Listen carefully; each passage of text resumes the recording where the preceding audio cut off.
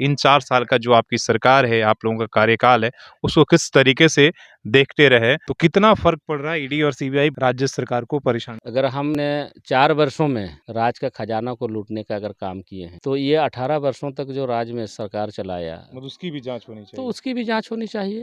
Bharatiya Janata party ने काफ़ी लंबे समय तक इस राज्य का नेतृत्व किया। तो हम कह सकते हैं उनके कार्यकाल में भी इस प्रकार का जो अभी ईडी के द्वारा हो, ये एक राजनीतिक सोची-समझी साजिश के तहत अब ईडी के द्वारा इनको परेशान किया जा रहा है। तो इनके ऊपर द्विवेश भावना से हेमंत सोरेन का नेतृत्व को किसी प्रकार से एन के प्रकारेण 2024 का चुनाव में बाधित करने के लिए एक सोची समझी रणनीति के तहत भारतीय जनता पार्टी के द्वारा मुख्यमंत्री के ऊपर में दबाव डाला जा रहा है। नमस्कार, सोशल संवाद में स्वागत है। मैं शशि भूषण। हमारे साथ खरसवां के विधायक दशरथ गगरेई हैं और आज हम बात करेंगे तमाम जो झारखंड के मुद्दे हैं उस पर और खासकर खरसवां का जो विधानसभा क्षेत्र है इनके कार्य जो मुद्दे हैं, यहाँ के लिए अहम मुद्दे हैं, उन पर भी बातचीत हम करेंगे।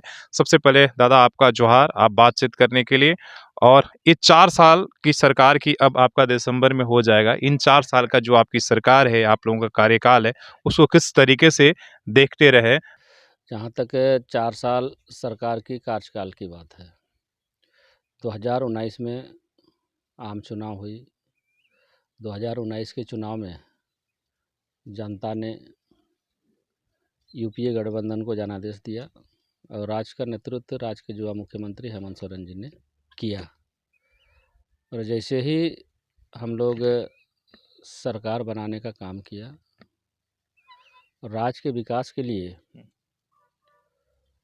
सरकार का जो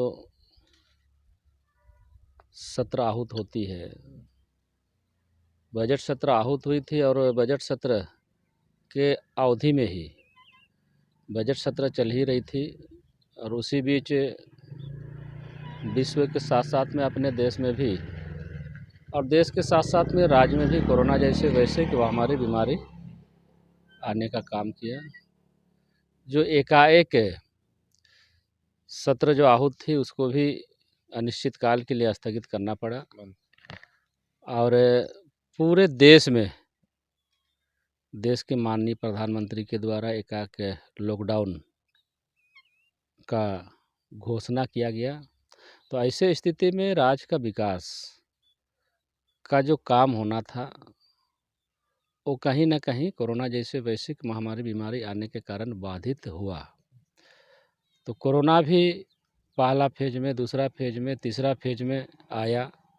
सरकार जब जब कोशिश किया, प्रयास किया कि राज्य का विकास को निरंतर हम जारी रखते हुए आगे ले जाएंगे, पर कहीं न कहीं कोरोना जैसी बीमारी बीच में बाधक बनी।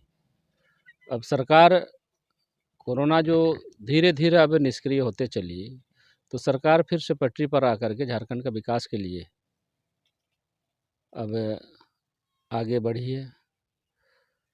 और सरकार का कोशिश है चुनाव के पूर्व जितने भी जनता के बीच में पार्टी के द्वारा चुनावी घोषणा पत्र में जनता को जो हम लोग बात रखे थे, उन सब कामों को एक एक करके सरकार अभी आगे करके बढ़ाई है और जनता के बीच में काम कर रही है। और उम्मीद है अब इन बचे हुई है जो 1 साल का कार्यकाल है, इस 1 साल के दरमियान राज्य का विकास को हेमंत सोरेन का नेतृत्व में हम सभी मिलजुल करके आगे ले जाएंगे।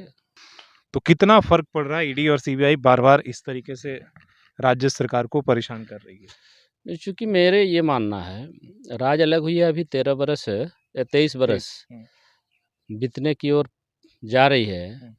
चूँकि 2000 में ये राज्य का गठन हुआ और राज्य गठन होने के बाद भारतीय जनता पार्टी को ही इस राज्य में नेतृत्व करने का अवसर मिला।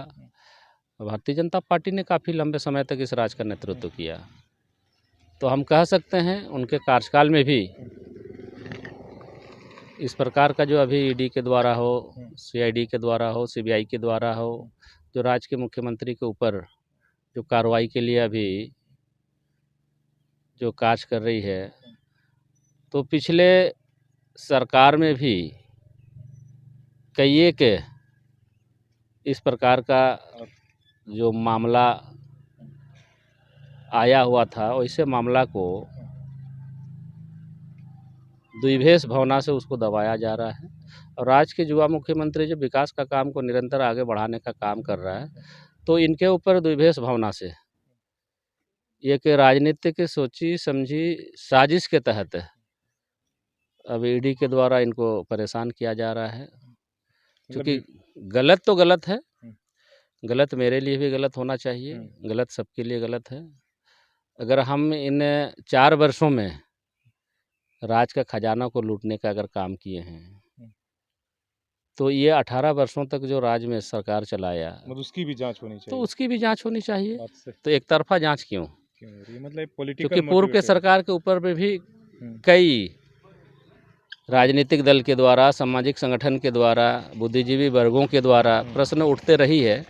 तो इसलिए जहाँ प्रश्न उठती है वहाँ पर सरकार को निश्चित रूप से उन जगहों का भी जांच करानी चाहिए।